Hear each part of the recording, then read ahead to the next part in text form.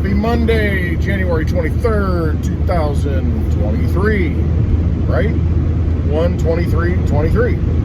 Yes, Monday, I know that. Definitely Monday. Had a big weekend. I think Davos, what was going on in the World Economic Forum and all their nonsense wrapped up in Davos over the weekend. I'm pretty sure it's over now. Some great interviews by Rebel News, catching these people on the street and asking them the questions that the press doesn't ask. Pretty good. There was one with Greta Thunberg. I don't know how old she is, but she's the little girl that, how dare you pollute the environment and kill the world and climate, you know, the whole spiel when Trump was president. Making a big deal. It's very telling. And she's very passionate at the time. This young girl standing up for the rights of all children, generations to come, and how if we don't do something now, their lives will be destroyed. They will not be able to live on the same planet, have the same opportunities as we did. Guilt you into doing something. All right. So this Rebel News, they caught her and were walking down the street with her, and she's, you know, kind of sarcastically answering questions. Did you fly here on a private jet, Greta? Oh, I have 100 for private jets. I mean, just very uncomfortable giggling and definitely off script. Definitely didn't have a handler there. It was not rehearsed. Did not know what to really say. It's a little awkward. She's not dumb, but definitely an actress. No doubt about that. Especially when they put her up there on stage, and I don't know. It's just, whole thing's a fraud. Whole thing's a sham. All of them are just acting. They're really just phonies. All of them. It's just a media stage. That's all it is. It's theater. Don't watch it. Or if you watch it for the comedy. Because that's what it is. It's really comedic. It's not real. It's not real. Not real. They want to impose a global footprint on you. One of the things that come out of it. See, these are things that can happen if you have a corrupt government. If your own government makes the decisions to follow the policies and implement policies that the WEF, World Economic Forum, or various think tanks. See, the World Economic Forum is just one of the many think tanks, and it's all right. So they have a blueprint. If your government enacts it, it's bad. So you can't let them do that. You have to hold the accountability to politicians. You can't let them get away with things. They serve us, so that's important. Especially your local politicians. You know, your representative. He or she is accessible. You need to make sure that they understand what your feelings are. Write them letters. Show up at the office. Ask for meetings. Talk to a staffer, and because they have a lot of influence too. So you got to do those things if you think this whole system still works. That is, I should turn this down. It's making too much noise. Sorry. Oh no, I froze it. I have to reach out and touch faith. Give me a second.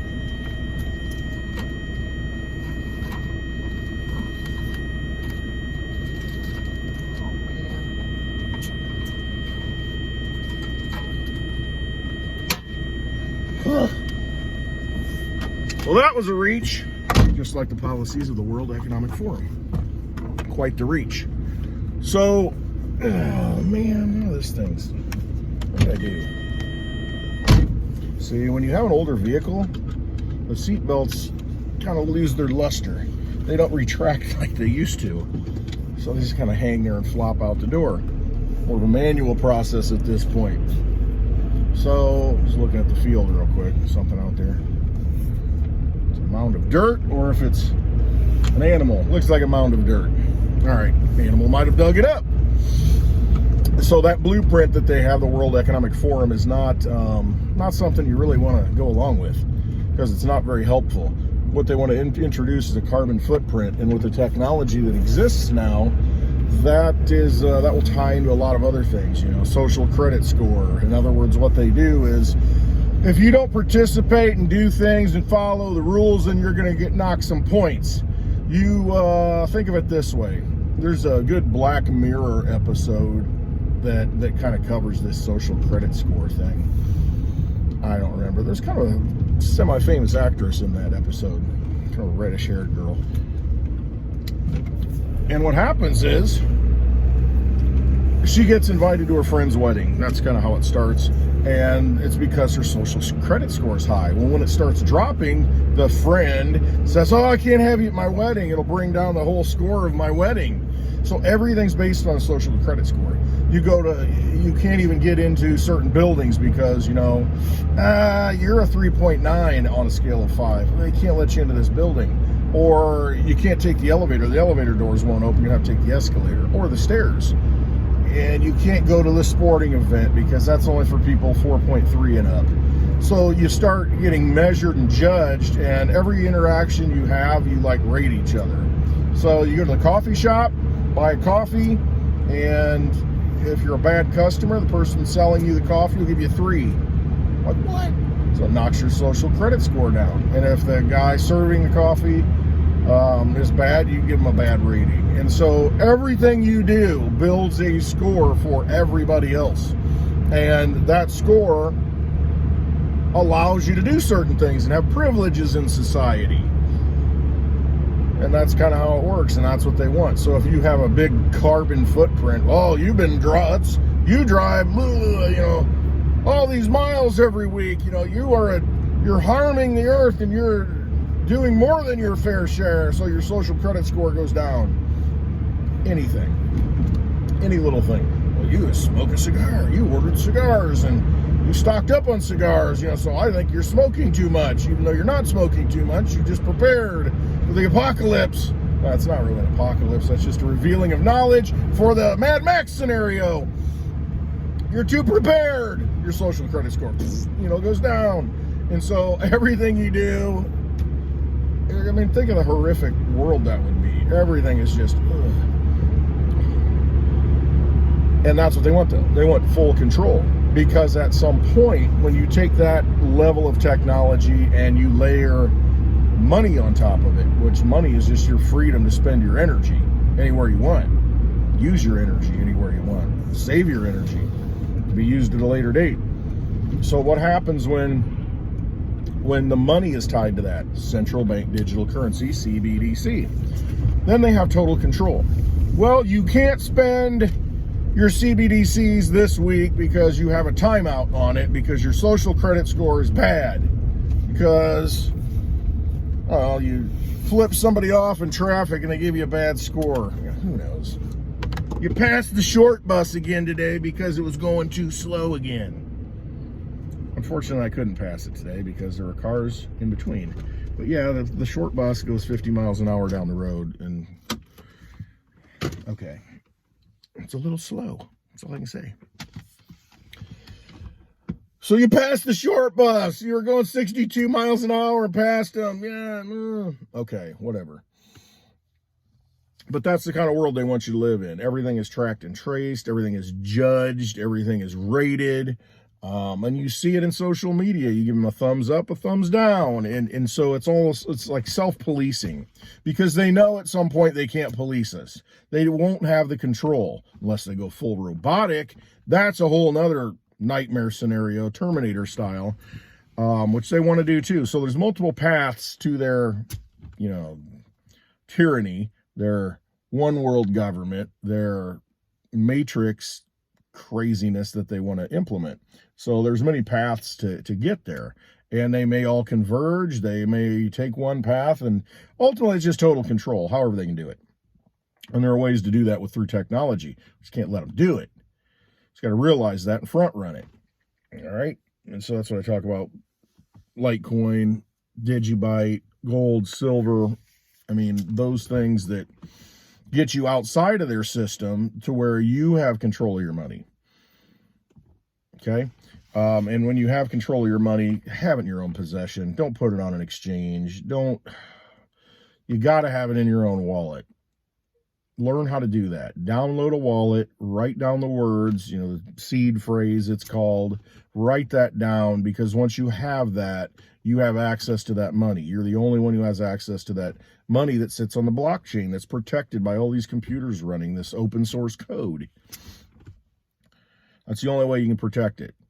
So you lose your phone, you lose your wallet, doesn't matter as long as you have those words. That is the key to everything. So never lose those. That allows you to have your private key to unlock that virtual safety deposit box that's running on a blockchain like Litecoin. And only you have access to it. Very powerful, very sovereign. Treat it as such. That way you can't be controlled. Okay. Same with silver in your own possession. You got it. Do what you want with it. Trade it for something. Go buy a dozen eggs with the silver, which I think we're at peak egg. When it hits the mainstream news and everybody's doing reports and showing up, and you've got the local news like they used to do with gasoline. What's the cheapest place for gas? They'd have like 4 or 5 different stations and show the price, in the area. They were doing that last week or the week before about eggs. Well, at this store, it's $5.99 a dozen. This store, it's $6.29. And when it starts doing that, we've probably hit the peak. And the prices will probably start to fall. Because that's like the moment of intensity when everybody's talking about it. That's when you got to short eggs. Instead, everybody's going long chickens. I get it. If you want to be self-sufficient, it's good. But if you don't know anything about raising chickens, better do some research. That's all I can say. Sometimes it's cheaper just to pay more for the eggs. Depends on how many eggs you eat, too, though. I don't eat it. I really don't eat eggs. I just need to mix stuff up, whatever. So once in a while, need some. But, I'm not in that situation where I'm dependent on egg supply. But if you're a baker, a chef or something, more of a chef, cheesecake factory making cheesecakes, you need eggs. Well, here's what it is. Maybe you can't eat cheesecake anymore. Eggs are too much. All right, rambling on that. I did see something over the weekend. They made a big deal about it at the Buffalo Bills game, that Damar Hamlin, who had the heart attack a few weeks back on the field, looked like he died on the field, and they supposedly brought him back. I don't know, on the field, whatever. But made an appearance at the Buffalo game. And the problem I have with this, everybody was excited. Yes, Damar's back. And I guess, I don't know. There are things that were just odd to me.